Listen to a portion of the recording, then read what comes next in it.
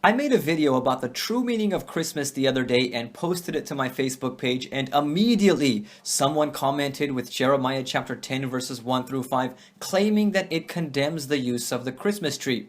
However, would you be surprised if I told you that Jeremiah chapter 10 verse 1 through 5 has nothing to do with the Christmas tree?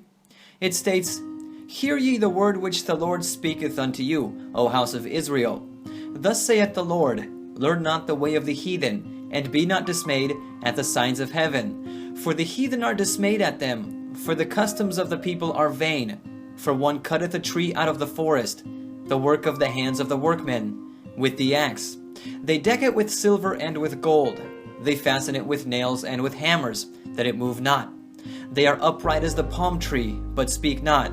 They must needs be born, because they cannot go. Be not afraid of them, for they cannot do evil, neither also is it in them to do good." In all honesty, this has nothing to do with the Christmas tree. It is actually talking about carving wooden idols out of trees and worshiping them. That's what verse 3 means when stating the work of the hands of the workmen with the axe. For confirmation, cross-check this to the New International Version Bible. It makes this clear, stating, "And a craftsman shapes it with his chisel." Now, I know some of you that watch my channel don't like modern versions of the Bible because of the unreliable manuscripts they are translated from and all of the omissions and changes compared to the King James Version. But cross-checking verses with modern versions while reading the King James Version sometimes does have its benefits. One of those benefits is modern versions are written with modern language, and so they can make some verses easier to understand. And Jeremiah chapter 10 verse 3 is a prime example of that. Not to mention, even if you wanted to stick to the King James Version alone and read Jeremiah chapter 10 in context, it makes it clear that it's talking about idols here, not the Christmas tree. In verse 14, it calls this idol the graven image and the molten image. So this has nothing to do with the Christmas tree.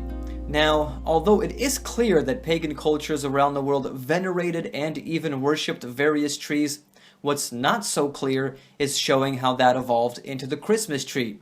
There may be a connection, there may not be. The first documented use of a tree at Christmas and New Year celebrations is argued between the cities of Tallinn in Estonia and Riga in Latvia.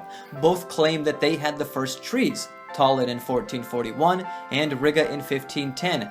Both trees were put up by the Brotherhood of Blackheads, which was an association of local unmarried merchants, ship owners, and foreigners in Livonia, what is now Estonia and Latvia. Little is known about either tree apart from that they were put in the town square, were danced around by the Brotherhood of Blackheads, and were then set on fire. In the town square of Riga, the capital of Latvia, there is a plaque which is engraved with the text, "The first New Year's tree in Riga in 1510," in 8 languages. The first person to bring a Christmas tree into a house, in the way we know it today, may have been the 16th century German preacher Martin Luther. A story is told that one night before Christmas, he was walking through the forest and looked up to see the stars shining through the tree branches. It was so beautiful that he went home and told his children that it reminded him of Jesus, who left the stars of heaven to come to earth at Christmas. The use of the Christmas tree became so popular in Germany that it became a normal part of German culture by the 19th century. By that time, Germans had invented various decorations for the tree as well. After being adopted by Europe nobility, it spread to other parts of Europe.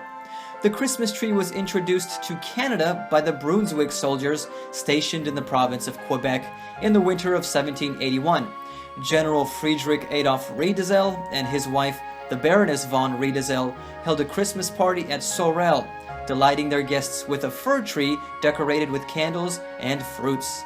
And the Christmas tree was introduced to America by an illustration in a magazine called Godey's Lady's Book.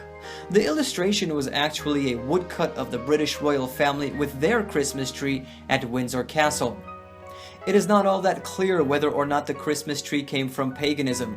What is clear, however, is that the Bible does not condemn the Christmas tree, and setting up a Christmas tree at home and decorating it actually evolved from 15th and 16th century Latvia and Germany. I personally don't see anything wrong with someone wanting to bring a Christmas tree into their home. To me, it's a matter of conscience.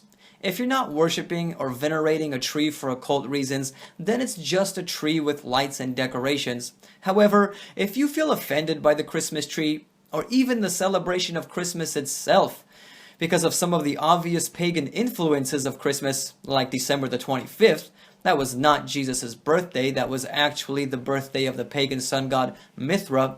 If those things offend you, then by all means, you are not under any obligation to celebrate Christmas, and no one should judge you for not doing so. Thanks for watching. Subscribe if you're new. If you like Christmas, give me a thumbs up.